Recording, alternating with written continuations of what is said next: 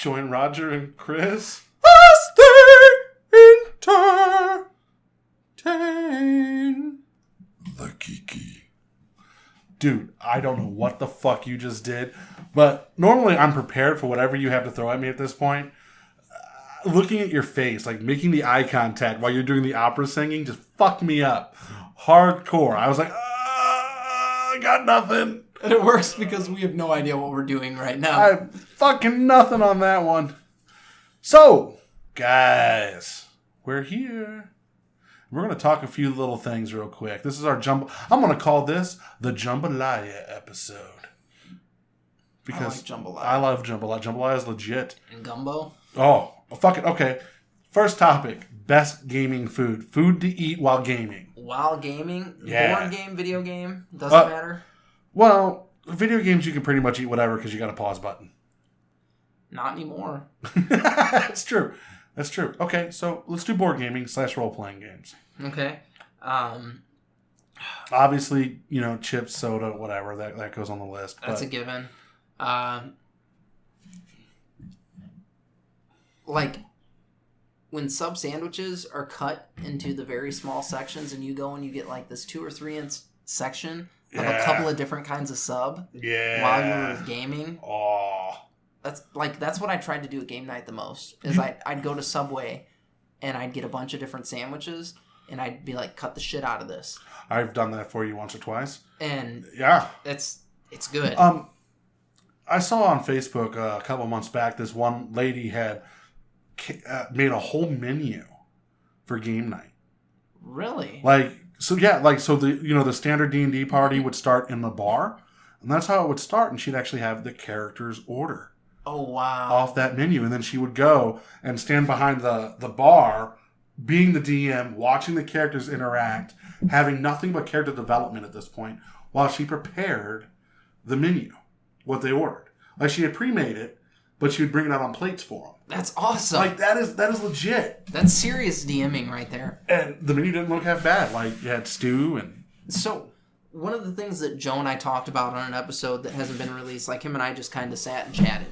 And it's recorded in computer world somewhere. Yeah, sort of like another episode that we'll never release. Yeah. This one could potentially get released. Like, it's friendly enough to do so. But we talk about what makes a good DM. Okay. And what makes a good player. Okay. And a DM that's willing to go that far, that's a good DM. But you have to have the players for that. I'm a DM, hear me out. I'm a DM that's willing to go above and beyond.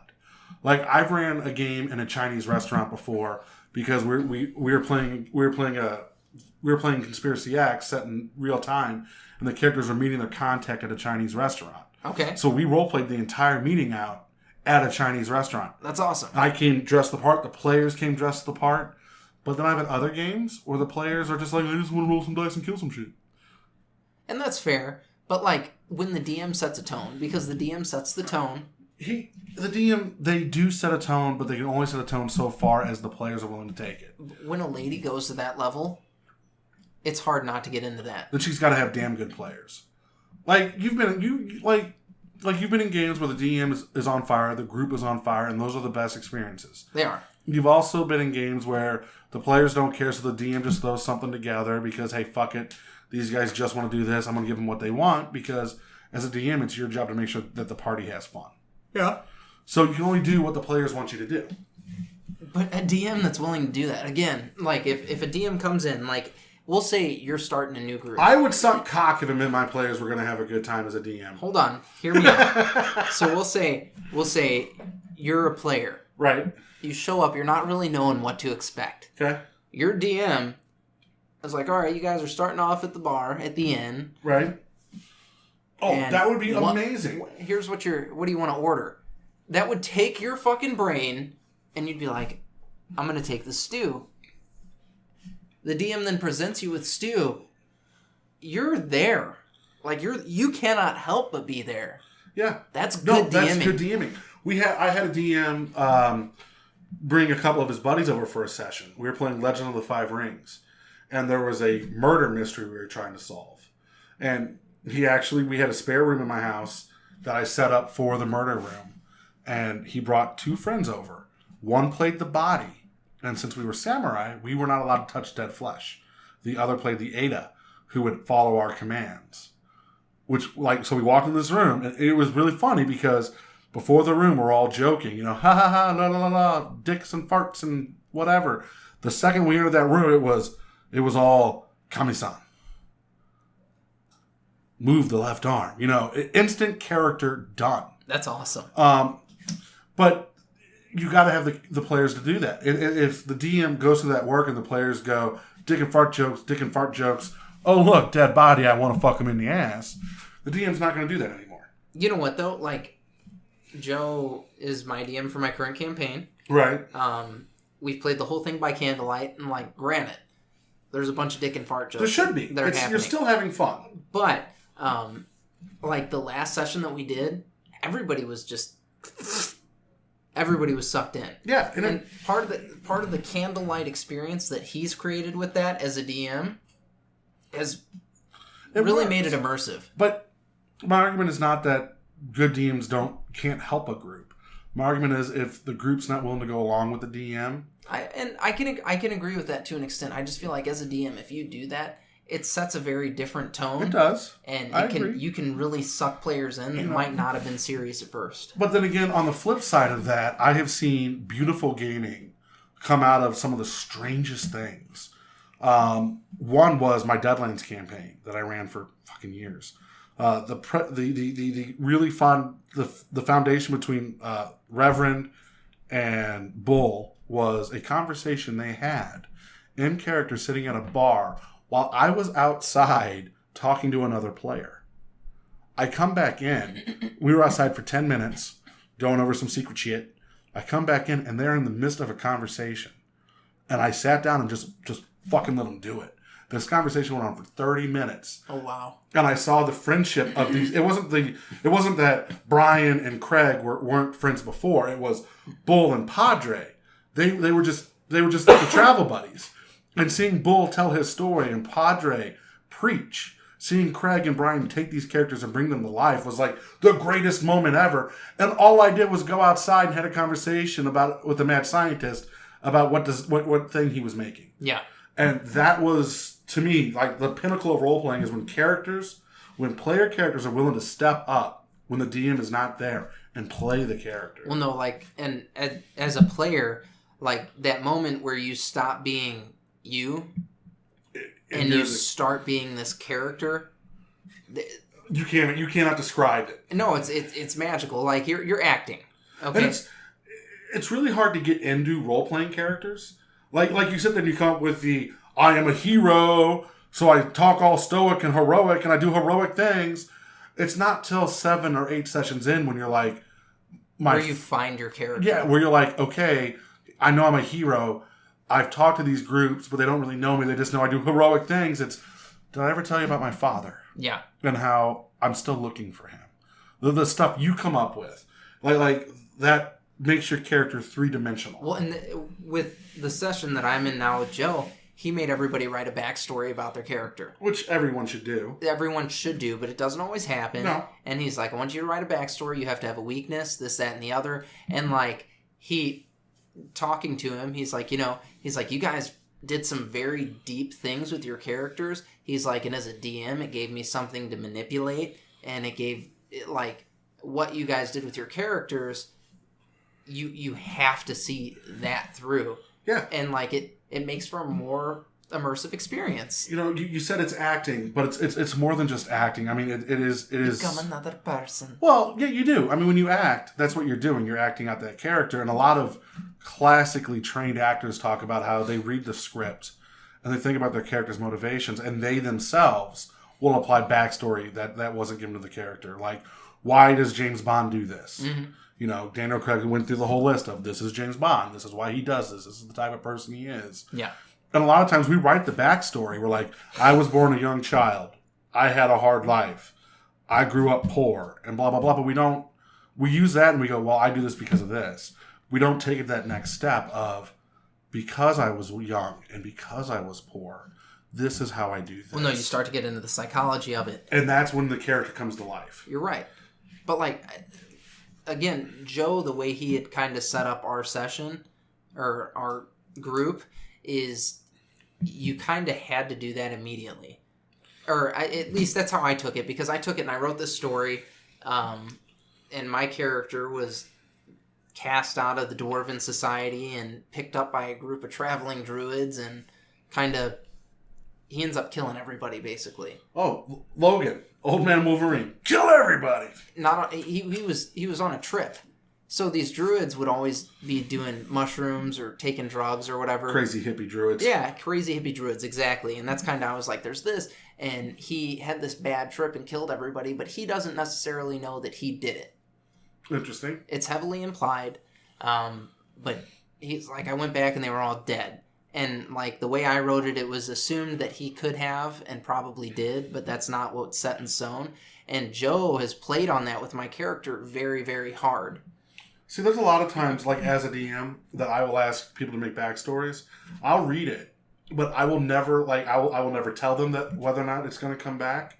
And then a lot of times I just won't. But the fact that like you with that whole killing your tribe thing, as a DM, if I choose not to use that, I'm still looking for you to have that play. And if you don't play it, then I'm going to bring it back in a way to slap you down. But if you play it, you're doing the work for me. Well, yeah, like with mine, my character is constantly tempted with power anymore. So Joe's always like, this is a strange land. There's a strange power here. The druids here are different than where you're from, but it's nothing that you couldn't pick up if you tried. And that's extremely tempting, but then my character has this tie to nature. Till you become a vampire. Until, whatever. I don't know what's going to happen. I do. Strahd's going to kill you. Probably. Dude, I stuck Strahd in the heart with a bone fragment. And he laughed it off. He pulled it out, got pissed off. I went in for more. He starts kicking everybody's ass, and then he turns into a swarm of bats. Yeah. Takes me up with him. I do this thunder wave thing. He drops me. That's another thing. Okay, I'm going to talk to you little mamby-pamby little pussy wannabe role players for a second. Role playing and bad guys need to be challenging. Yeah. If you don't feel that you could die in this fight, it's not a fight worth having. I thought I was gone. Yeah. No, that is the epic thing. When you can do something, when you can walk into a room and you go, fuck it, I know I'm going to die, but I'm handling it. Yep. I got to do my business. It's time to nut up or shut up. And you walk away. It's fucking amazing. It's like the best thing in the world. But also, player characters need to know when to run away. Oh, yeah. Like that is something that that is the hardest thing for a DM to do, I think, is make that challenge of we need to run away because players always want to stay and fight. And the idea that something is too powerful for you to fight at this level or at this point in the campaign, knowing that will be the driving force, you need to run away. But we as players are always like, it just takes one roll of a 20 and I got this shit. Yeah, Boom, nat 20. He did. In my Deadlands campaign, the big bad, the sub-big bad, killed himself the first time the players met him. Yeah. Just backlashed, killed himself, dead. Had no idea what to do after that. But the players didn't run. They stayed and fought. It was so annoying. They all died. They didn't die. He died. He died before the first round. He's like, okay, I'm like, all right, I'm gonna soul blast you. Shuffle, shuffle, shuffle. Black Joker. Fuck. Backlash. Fuck. God damn it, he died. True story. I hold up the mirror of truth. I fucking hate it. The worst part is, like, you see my face. I'm just so disappointed because he's the sub-boss of the entire campaign. He's going to lead them down. And he just went out like a little bitch. Like a little bitch. Like, I found a way to bring him back and make it work, but fuck, he was a little bitch. The second time, nobody took him seriously. They were like, wait, huh? What? Fuck off. Yeah, that's exactly how that happened. I can imagine. The first time he was such a sissy, he killed himself. He was like, I dare not fight these heroes. Oh, such a wonderful game. Wonderful game life. You got to get into your character, though. You do. And the DM's got to let it happen. I think that right there is the mark of a good DM. We can talk about making feast and making you feel part of the world. It's when the DM will stop DMing and let characters be characters. if you want to sit and spend the entire 2.5 hours that we have set aside for this adventure in the bar talking about your pet dog, then you should do that. Agreed. And the DM should just let it happen. Agreed. Like, there are times as a DM that you need to kind of push things forward, nudge them forward a little bit. And that's when the Dick and Park jokes... Or scale them back.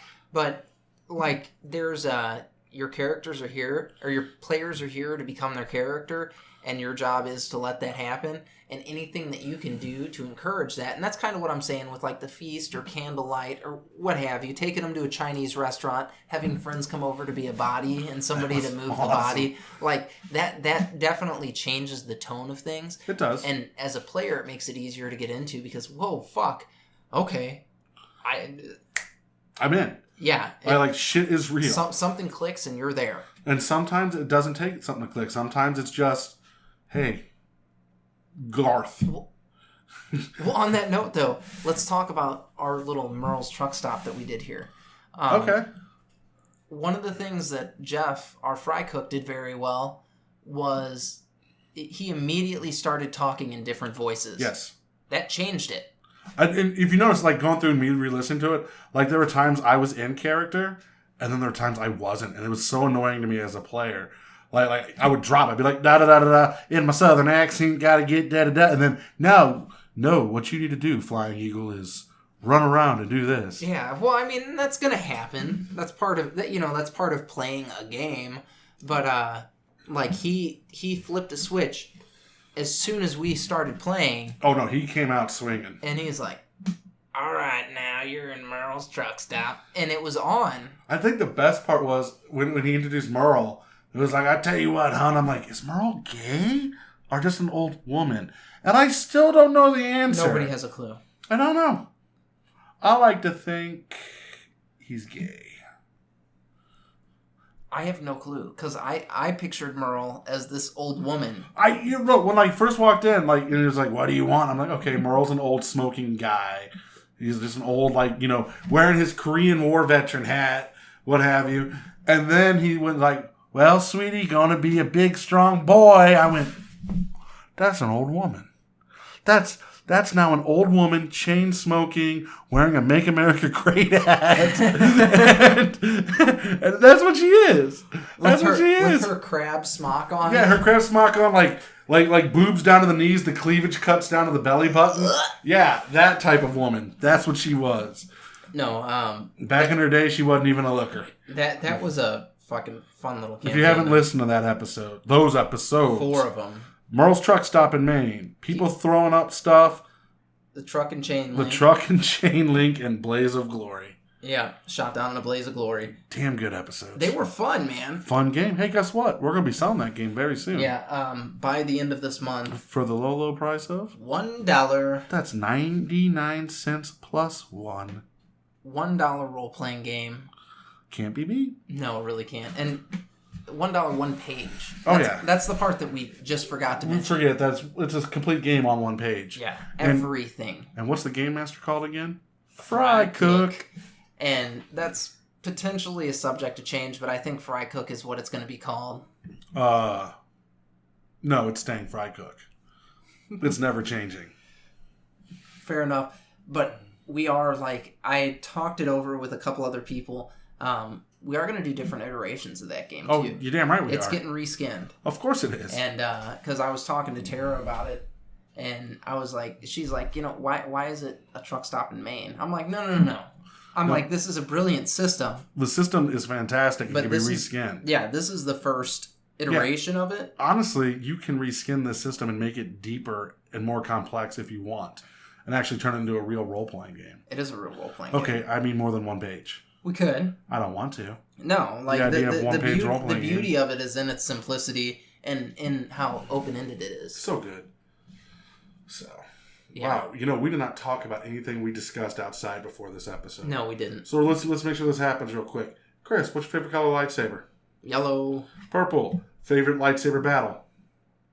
Oh, I thought we were saving that one. No, fuck it. I threw it out there. Okay. We got a few minutes here. We had a conversation with Uncle Big J before we started recording tonight, and it's my favorite lightsaber battle scene is Qui-Gon, Obi-Wan, and Darth Maul.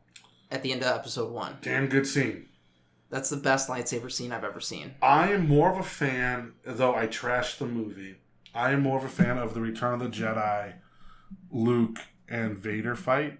Okay. Because of... the emotion in that scene. It is so raw and so powerful. And it's just two guys just beating the shit out of each other.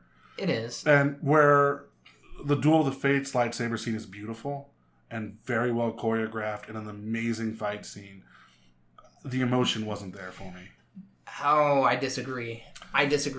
Once Qui-Gon goes down, Obi-Wan's trapped behind this energy beam. Oh, I get that! You see this angsty Jedi coming into his own, and you see him kind of hopping up and down. He's like, dude, this is fucking on. You're gone. No, I agree with you there. Like, that little scene was cool, but in the end, the reason it's just like, here's Darth Maul, we hate him because he's a Sith, whatever. That's Jedi Sith bullshit.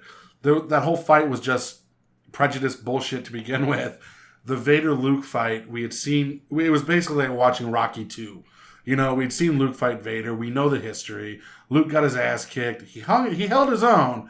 But goddamn, he came out victorious in this one. Yeah, he did. And then the ultimate moment of not killing Vader when you had the chance. That's fair. And putting it away. Like, that to me, that whole fight scene, the anger. There was some intense character development there, that's for sure. Yeah, and that adds more. It wasn't all about the flips and the... But no, that's one of the things that I really liked about the scene in episode 1. Because the fencing that they were doing would have been more refined than what Vader and Luke Skywalker were doing. Luke Skywalker learned most of what he knew in a fucking swamp. Yeah. With some 900-year-old Yoda. Well, and we never saw him lightsaber train. Not once. The only time we saw him lightsaber train was with that damn remote. Yeah, so he would do some crude shit when he was in a fight. Yeah. So, like, that makes sense. But then you see this elegant fencing that a real Jedi, or a stereotypical Jedi, would have done with classically trained Sith. And it's elegant. No, it is. It's beautiful. Like, I'm not taking away from the fight. That fight was amazing. There's a level of detachment there. And the soundtrack was awesome. The song they played. Score. Yeah. Like, I'm not taking away from that fight. That was a really good song and a really good fight. I just think in the end, Return of the Jedi might have it beat. Well, and I feel like that's subjective. Like, there's a lot more emotionally going on at that point. But again, we have the death of Qui-Gon there, and like, Qui-Gon has an inappropriate relationship with his Padawan anyway. You mean not sexual relationship? The Jedi Council is. Oh yeah. You know, they're like, hey, your relationship's not right anyway. So there's a bond between Obi-Wan and Qui-Gon that wouldn't normally happen, I don't believe, between a Jedi and an apprentice. I get that. I just don't think that. One, the death of Qui-Gon Jinn was as momentous of an occasion because it was 90 minutes, we knew him, and then he's dead. I want you to think about when he first... Okay, the same thing's with Obi-Wan, though. Obi-Wan literally did nothing. Obi-Wan's death did not affect me. But, like, I was... with Qui-Gon, I had a father figure. Here's the only thing that affected me about Obi-Wan's death. Like, him dying, it's like, oh, Obi-Wan died, whatever, don't care. It was at the end of the movie when you hear, use the Force, yeah, Luke. No, that's fine and dandy. That's when I realized, okay, Obi-Wan's not dead. Obi-Wan is an estranged uncle, if you will. Qui-Gon was like a father. Yeah, but you only had, like I said, I'm not talking about the Obi-Wan Vader fight. I'm talking about the three movies we had leading up. I get it. All like, matters. There's a build up there, but like episode 1, they gave us a lot. They brought us the prettiest lightsaber scene that we had ever had without being over the top. Okay, because we got over the top in Revenge of the Sith. We did, but that fight was really good. It was okay. Take out the floating on the lava part of it. There was more than floating on the lava. Okay, when they're both doing the behind the back twirls simultaneously, I'm like, no. Somebody should just stick their lightsaber forward. That dead. And it's over. And with the state that Anakin was in at that point, that's what he would have done. The one thing I do like about the Revenge of the Sith lightsaber fight, as opposed to the Duel of the Fates, because it's a better name than Phantom Menace, was a straight up fight. Like, there was no cutaways.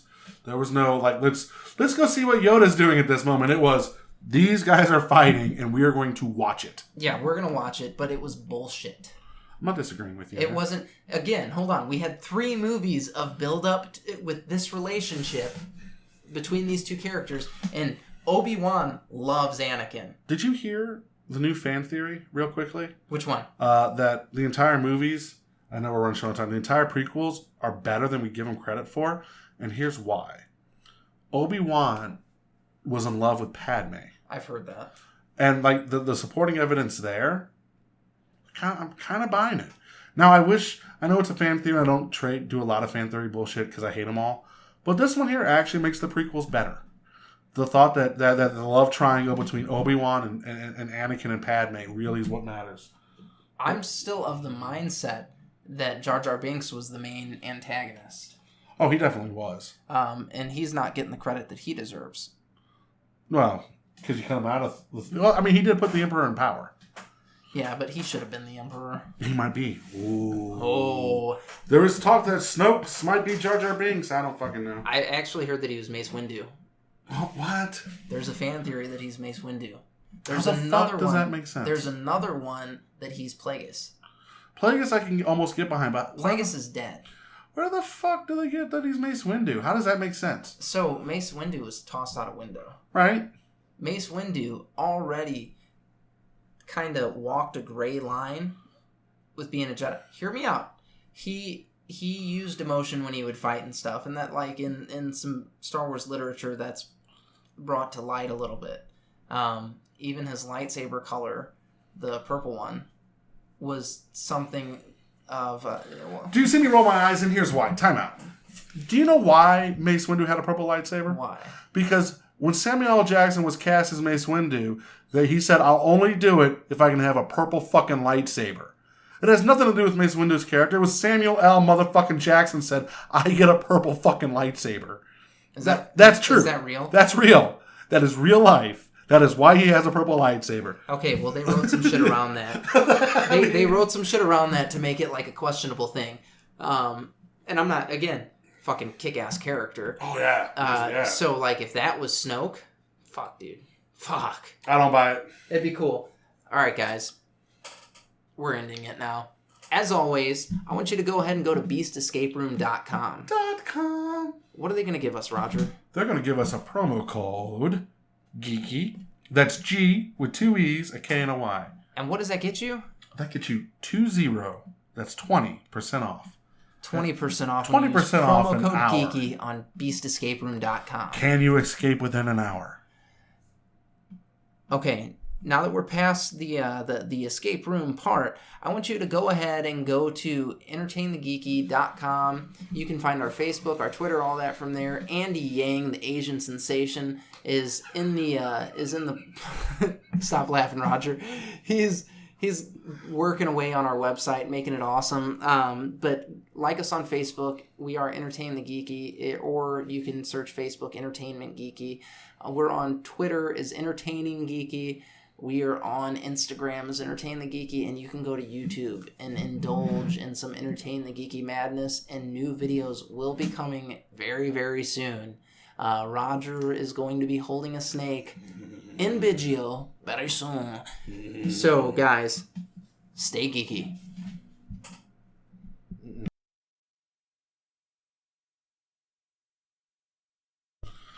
So, just imagine how badass you are to walk into LucasArts and say, first off, I want to be a black Jedi, the first black Jedi there is. Second off, you're going to give me a fucking purple lightsaber. Here's how negotiation went for that. He's like, I want a pimp cane. And George Lucas was like, you sound stupid. And he's like, then give me a motherfucking purple lightsaber, or I'm out. And George Lucas was like, you can have a motherfucking purple lightsaber. I mean, think about it. Like, Samuel L. Jackson had just like 2 small scenes in the first movie where he's sitting there. And then the second movie, like, purple lightsaber. Purple fucking lightsaber. The only thing I wish would have happened is every time he activated it, you heard when doves cry. You know, my one issue with the prequels and lightsaber color is Master Plo Koon. He had yellow? Yeah, he didn't have that in the movies. They made it blue, and it was blue for bullshit. Blue for bullshit! Because he has a yellow fucking lightsaber. Goddamn right he does. He's a sentinel and a badass. And he gets yellow. and he gets yellow.